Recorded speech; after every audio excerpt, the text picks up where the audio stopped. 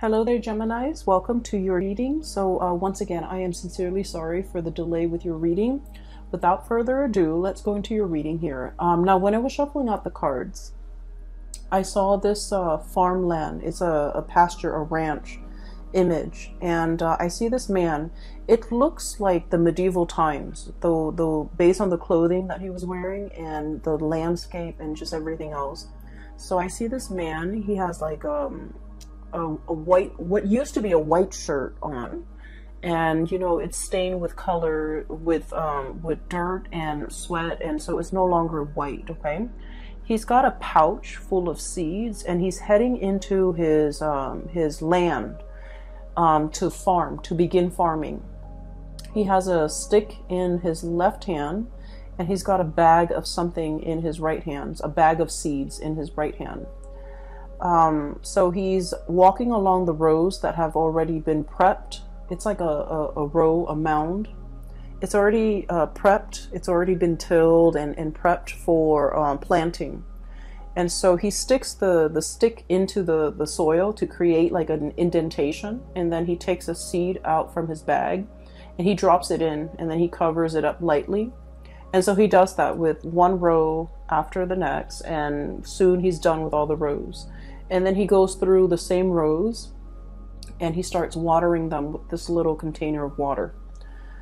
And at the end of it, okay, so it's like many hours have passed when he's finally finished with planting and watering.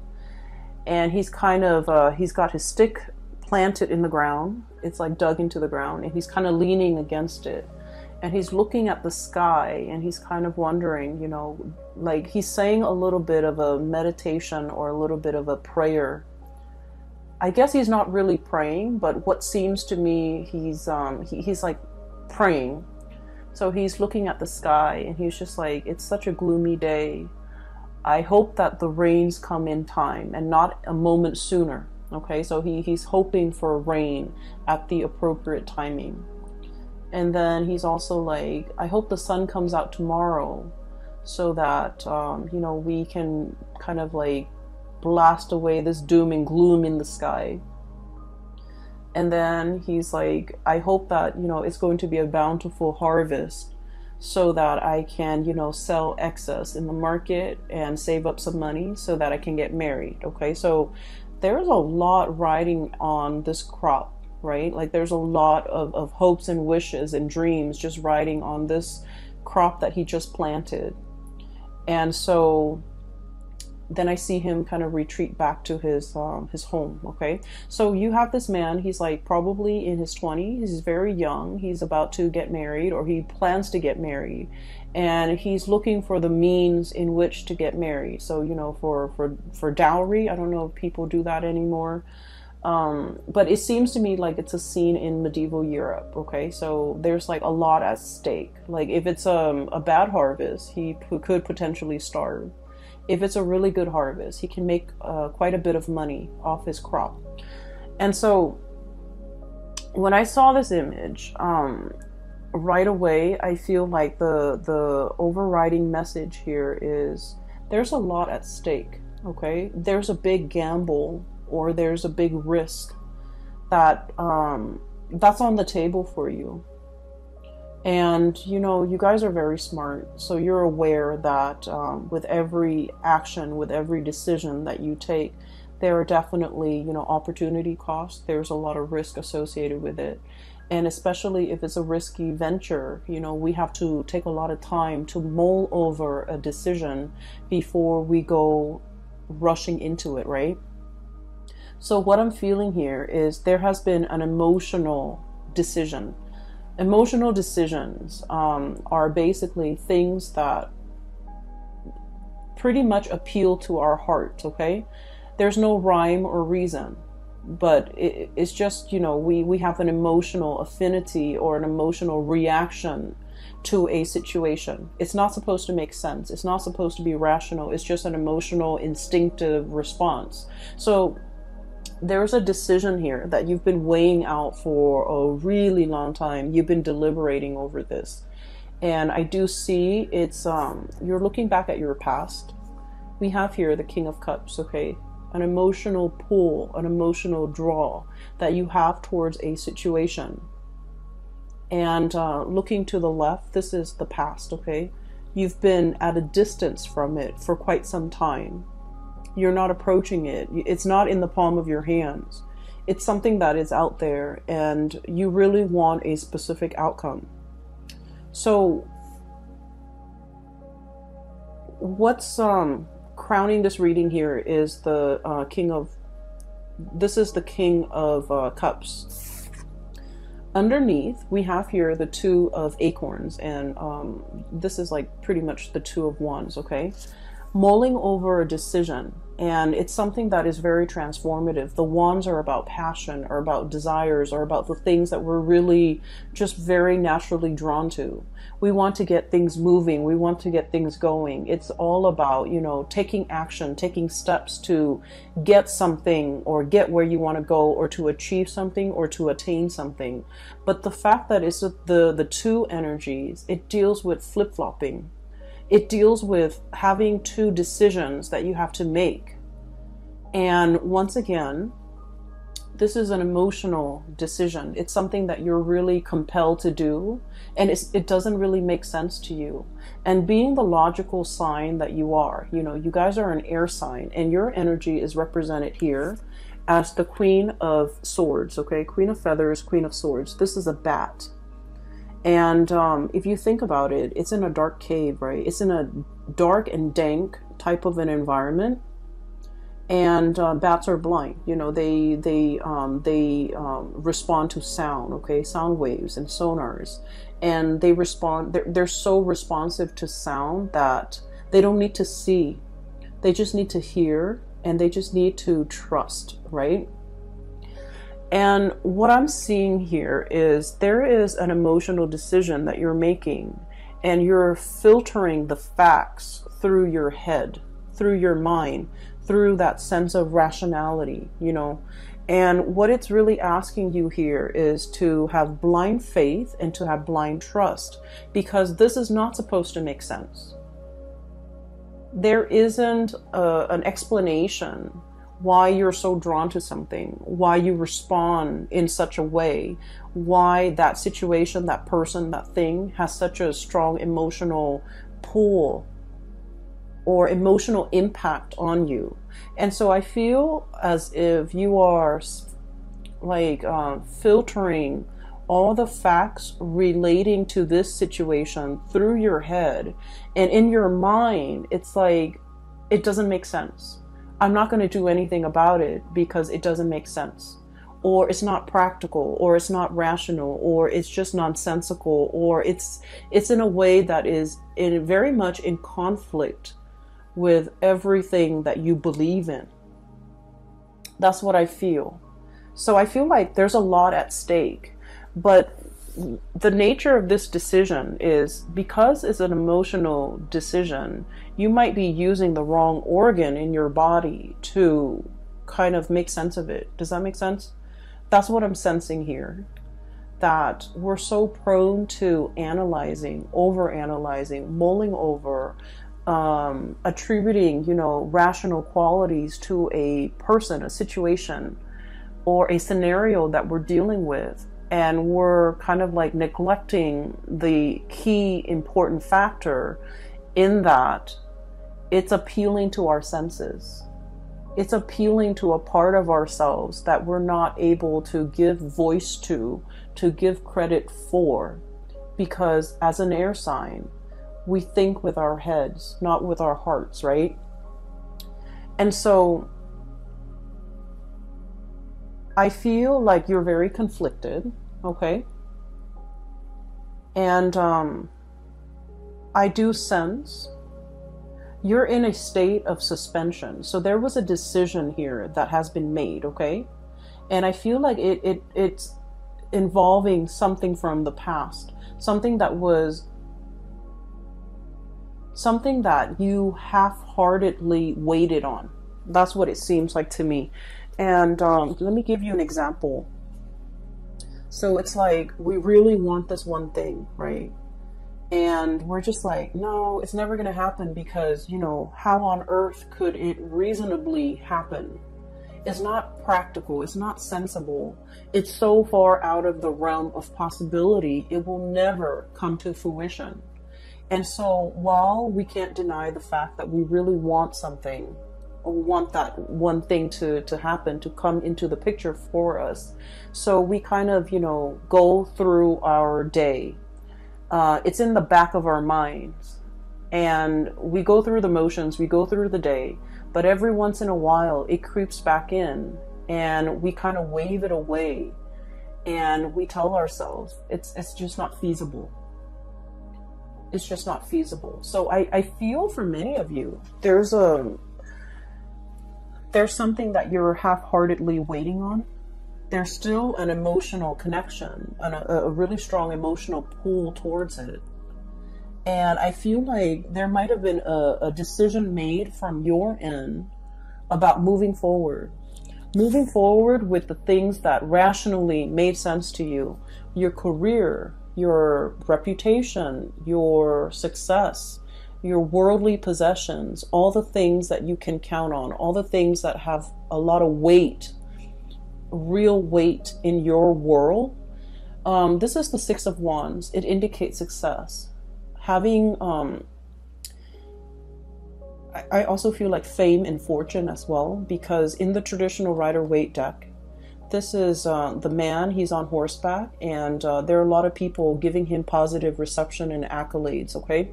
So I feel like, you know, it's in the back of your mind, and you're not really invested in it. And, you know, life goes on, you moved on. You focus on your career, you focus on all the things that rationally made sense in your mind to do. Go through the motions, go to work, you know, take care of your family, things like that. And because of that, there's a yearning and there's a calling for the month of January in which you're questioning, I feel, did I make the right choice? Did I do the right thing? And what's coming through here, we have this is the Lover's card. This is the card of Gemini. Underneath it is choices and trust, okay? I feel like you're having second thoughts. You're having doubts. You have tried to move on. And then in the new year, something is like, it's like the energy harkens back to a different time or a time before. So possibly the previous year, the same time around the previous year when something entered the picture. And you're questioning and you're doubting, did I make the right choice? Did I make the right decision? Is this like a merry-go-round that I can't really escape from? If it's a merry-go-round that I can't really escape from, then is it because, you know, it's meant to be? Is it in the cards for me? And so I feel as if you're having a lot of doubt about a decision that was recently made. You don't give a lot of credence to it. And it's not plaguing you in a way where I feel like it interferes with your daily activities. But crowning this reading, what you're really thinking about and what is kind of like in the back of your mind, we have the Hangman. Waiting in suspension, waiting for a situation, waiting for some contact, waiting for a turnaround, okay? And I also feel like there's an emotional connection here, deeply emotional and deeply spiritual, an emotional and spiritual connection that you have with another person. And I feel almost like the universe is telling you, you know, you have to be like this bat.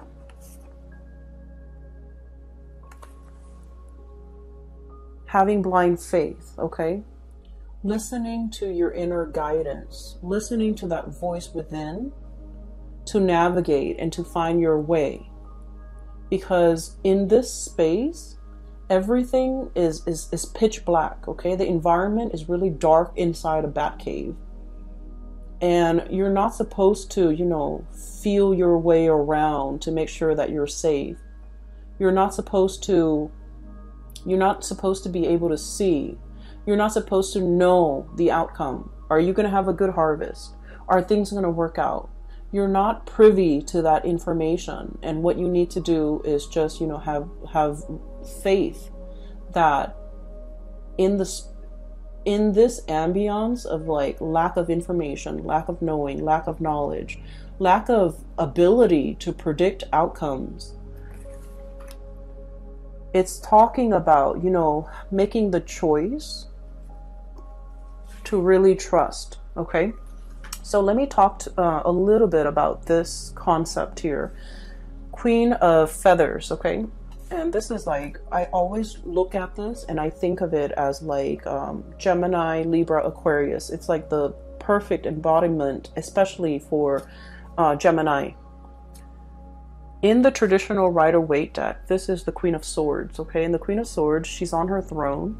She's looking usually towards the right. She has her hand, one hand outstretched. The other hand is holding up this big sword ready to cut, okay? And so let me just let that imagery sit with you for a moment, because I feel like this is you. This is like, you know, once burned, twice shy, okay? Your hand is outstretched on one hand, but the other hand is holding up a sword, just in case, right? I'm going to reach out, but I have this tool at my disposal to cut, to hurt, just in case the other person doesn't act correct. Or, you know, it's a situation where you're sending out like very mixed messages, right? On the one hand, you want that connection. You want to reach out, but on the other hand, you're very defensive. And so when we're dealing with that energy where we're like 1 foot in and 1 foot out, or like 1 foot out the door, testing the water and then retreating, it's almost as if you're flip-flopping. You're not really sure what you're going after. You're not really sure. You're not really sure what you really want. Okay? And just imagine if you're dealing with somebody who is making their intentions very clear, like the Queen of Swords, okay? Who is very serious-minded. The Queen of Swords is also someone who's very serious-minded. But the fact is, so just imagine for a moment, you know, if the shoe were on the other foot and you're dealing with someone who's like flip-flopping, waffling, constantly 1 foot out the door and constantly sending mixed messages. How frustrating would it be to deal with that person, right? And so I feel like, you know, once again, swap that energy and try to understand the sonar waves, the sounds, the messages, the intention that is going into, you know, your energy, and how that energy is being perceived by the people around you. The Lover's card is your card. It's the card of Gemini. It's the twins. It's like the twin flame type of energy where, you know, you have like you have, I feel this like being of two minds, okay? Split personality, being of two minds. Your heart wants one thing, your mind is telling you otherwise. And with the Queen of Swords here, the mind always overrules what the heart wants. And so you could never reach a state of satisfaction. Your mind wants the safe choice, the practical things, the stability. Your heart wants to roam. Your heart wants freedom. It wants excitement. It wants like all of these things that are considered frivolous, risky, but, you know, rewarding, like emotionally very rewarding. But I feel like you're built in such a way that your heart always loses out, and you end up, you know, physically very happy, but emotionally it can be a little bit empty. And so I feel like the message for you, especially as we, you know, run into 2020 is a very stable year, okay? So the numbers reduces to a number 4, and the number 4, it is about family. It is about, if you look at the astrology wheel, the number 4 is about the home, the mother, the parts of ourselves that have been conditioned since childhood, okay? And it's about our emotional needs, how we fulfill our emotional needs. So the number 4 year, for all of the signs, and especially for you guys, it's about honoring and respecting what you need emotionally in order to be fulfilled. And I feel like all of these things are not supposed to make sense. You know, so for example, you have work the next day, right? And you're just like, oh, I can't sleep, but I really need to go to sleep because I have work the next day. But I really want to watch this movie. So your mind rationally, you're like, I need to get to sleep. And then, but then your heart is like, I really want to watch this movie. And the movie is like 2 hours. So I'm going to miss out on 2 hours of sleep. But I'm going to be so happy during these 2 hours that I'm watching this movie. And so I feel as if that rational part of your mind always wins. You know, it's like, okay, we need to sleep early. We need to be disciplined. We need to do things that are practical. We need to just let go of frivolous things. And I also feel like, you know, with this strong energy of that number 4 coming into the picture, it was a way of life for you. It was like childhood conditioning. We have to do what is expected of us. We have to do what, I want to say, like, once we make a promise, we have to keep it.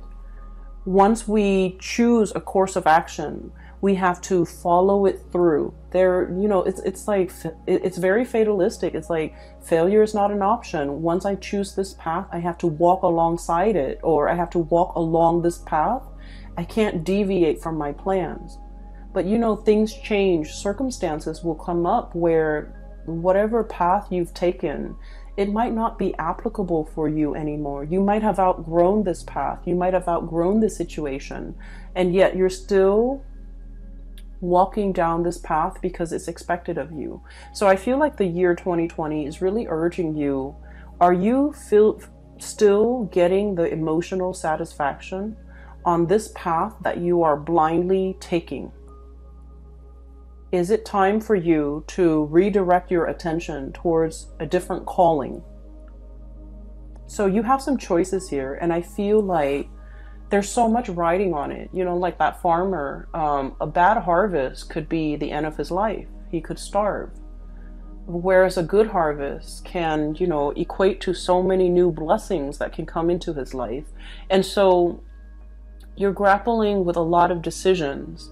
And I almost feel like there's a decision here that you're making.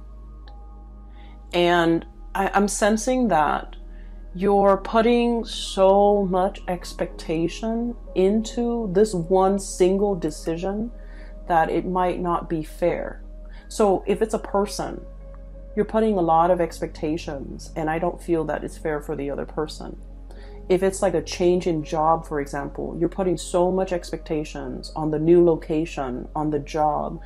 You're expecting that thing, that decision, that job, that person to fulfill everything that you've wanted.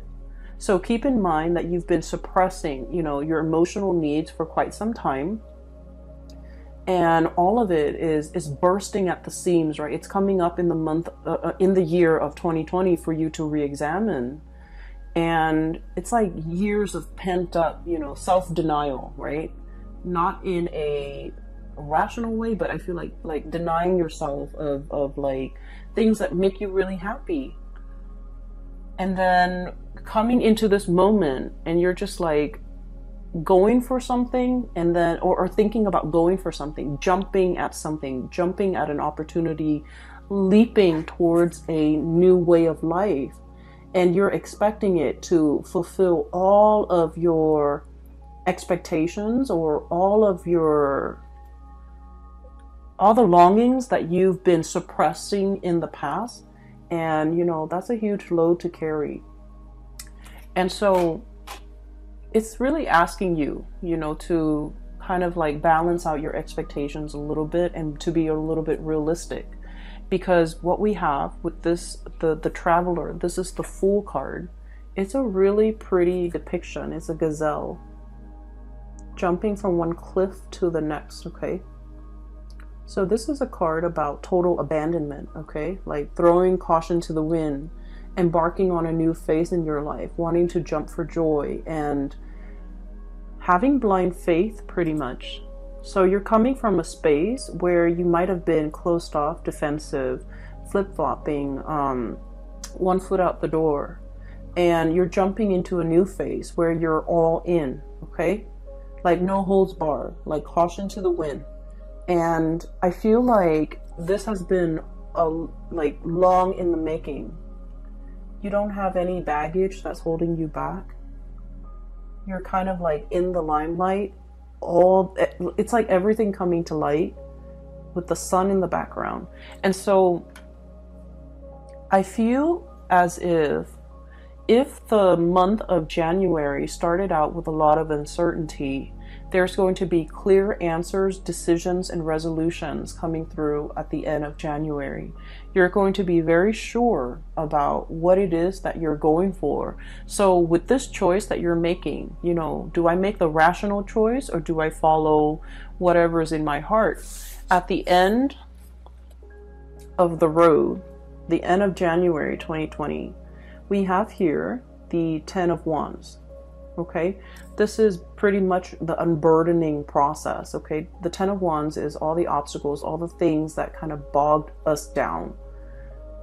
Possibly expectations from other people, responsibilities that we have to take up, and things that we do out of obligation, out of the sense of responsibility, and we don't have to live in that or burden ourselves with that anymore, because we have a new phase that is coming into our lives to ask us to shed the baggage, okay, shed the responsibility, and just kind of like live our life a little bit more unencumbered and a little bit more free. So what's really I want to say, this is what it feels like to me, the way the cards are depicted, okay, and the energies. It's like, this is where you are right now. You're still in that dark cave. You're trying to figure out your way. You're trying to figure out what to do. And this is the outcome, which is really positive.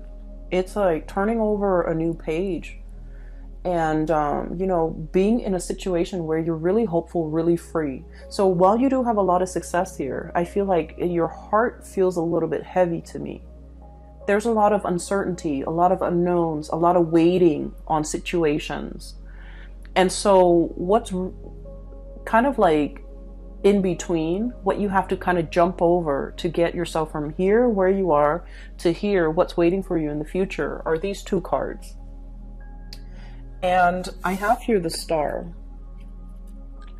And I feel like this is about, you know, dreaming big, okay? Not putting yourself in a situation where you feel like you have to choose, where you have to forego something in order to achieve something else.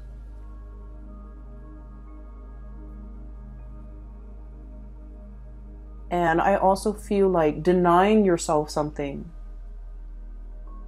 that you really want because you feel like it wasn't practical. You feel like nothing can come out of it. And you feel almost like being in a state of worry and anxiety all the time.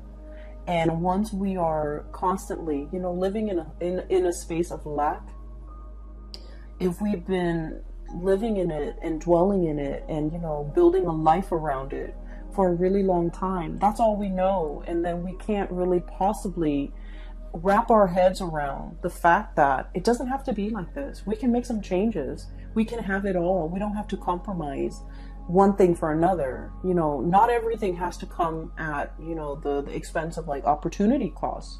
So I feel as if you might have been in a situation where you don't know how to achieve it all. You don't know how you can possibly get things moving. You don't know how you can, you don't know how you can get out of it. And then whatever opportunities come through, Four of Cups, you've turned it down. So you're stuck here, and every opportunity that comes through, you're like, no, I don't want to do that, or I don't want to do this, or I'm turning it down, and for no other reason than, you know, it's too risky, it's too much, it's not enough, or it's not going to take me towards this one thing that I really want. So you might have turned it down. And so I feel like you need to jump over this hurdle. And the hurdle is pretty much, there's something that is on the offer. It is, at first glance, or when you first look at it, it's very minuscule. In your mind, the potential of it is very, very little. It's like, you know, that farmer with the individual seeds, right? Each seed is very, very small. And in the greater scheme of things, if like his entire crop dies out and only one thing survives, he still can't, you know, recover from it, right? He can't sustain himself on like one grain of corn or kernel of corn or one grain of wheat. So I feel like whatever is on the offering for you, you might turn your nose up at it and you might say it's not enough, it's too small. In the greater scheme of things, I want more. But what's really embodying it is the star, which is everything that you've actually hoped for. You just don't know it yet. And so I feel like the universe is kind of like yanking your chain. It's almost like, I just feel like somebody's yanking your chain. Somebody is telling you, you know, being tested. There we go. Somebody's testing you. Like, you need to take this first so that we know you're not flip-flopping. Accept this, and then we'll give you more. So once you accept this, you kind of like send out your signal to the universe that I'm all in, I'm on board, I'm going to take this. And then I feel that you will be offered more and more and more. And then eventually you'll be offered exactly what it is that you desire. And so I do sense here, things are happening in very small increments, okay? And things are happening one step at a time, one stage at a time, because you're being tested to make sure that you are 100% decisive and in this before the universe can give you exactly what you want. So we have here the Lover's card. So this is your card, and the Star card. So you're both, you're headed, your heart and your mind. That's what I mean by both. Your heart and your mind is in alignment. And that's really important. When we're doing something half-heartedly, our hearts and our mind are not in alignment. Okay, we're just going through the motions. And when we're just going through the motions, doing something half-heartedly, the result is never going to be good enough. And so I feel like, you know, you need to get your heart and your mind into alignment, and you need to be physically, emotionally, spiritually ready to embark on this new task, this new thing, this new venture. And I feel like it is very new. It's outside of your comfort zone. So, you know, the bat needs to get out of his cave, needs to get out of his home to find food, to find nourishment, to find opportunities, right? Whatever it is, your heart and your mind needs to be in alignment in order for you to achieve this. And this is the Star. And the Star is wish fulfillment. It's about, you know, having whatever it is that you desire. Things coming full circle pretty much. So Geminis, that's pretty much what is hindering you from the outcome. And I feel like you're in a position where you're ready to leap, okay? I'm looking at this elk here. It looks like a deer. It looks like a deer, but I look at it almost like an elk. You know, elks are really heavy. They're really big creatures, and they're really heavy. And it seems like the elk can't jump, right? Whereas the gazelle can. Okay, so this is all about shedding things or letting go of things that are just bogging you down, weighing you down, so that you can jump, so that you can leap, so you can be a lot more free. This is family expectations here. This is societal expectations. This is like doing something because it was done in the past and you never question it.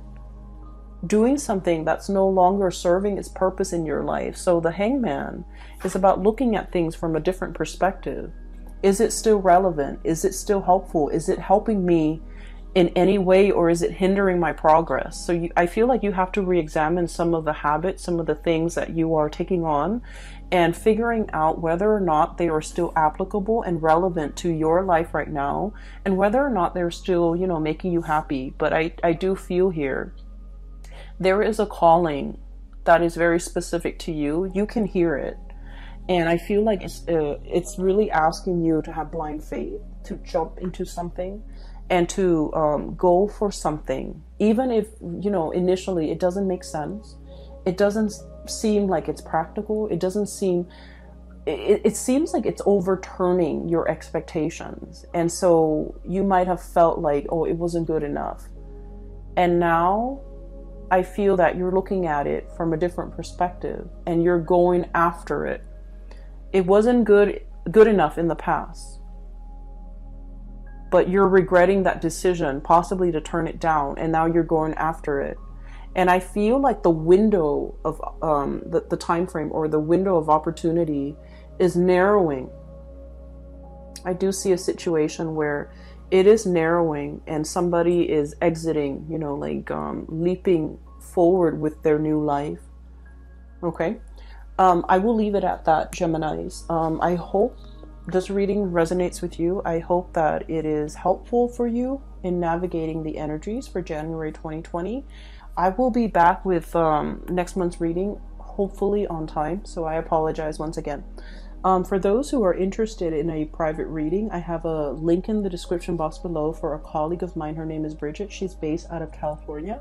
So if you're interested in, you know, spiritual guidance, if you're dealing with this and you're not sure what the future holds for you, especially, I highly recommend a reading with her.